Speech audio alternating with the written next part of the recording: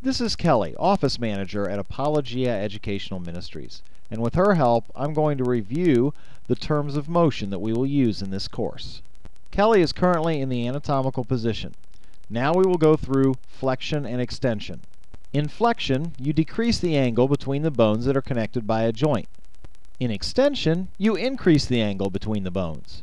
So here we have flexion, and here we have extension. Next we have adduction. In adduction, you move bones so that they become closer to the midline.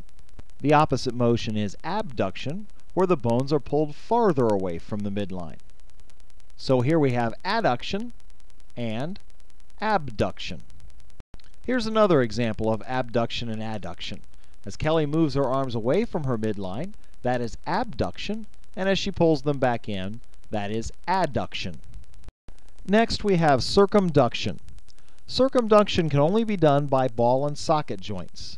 As Kelly is moving her arm in a circle, her shoulder is performing circumduction. Next we have rotation. When you move a bone around the axis of a joint, that's rotation. If you rotate away from the midline, that's lateral rotation, and if you rotate towards the midline, that's medial rotation. So here we have lateral rotation, medial rotation. Next we have pronation. In pronation, you rotate your forearm so that your hand faces down. The opposite is supination, where you rotate your forearm so that your hand faces up.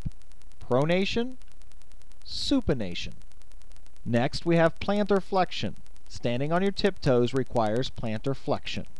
The opposite is dorsiflexion, where you decrease the angle between your foot and your tibia.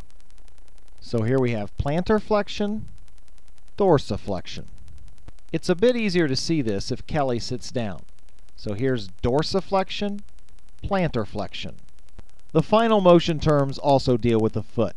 When you rotate your foot inward towards the midline, that's inversion. When you rotate it back outwards away from the midline, that's eversion. Inversion, eversion.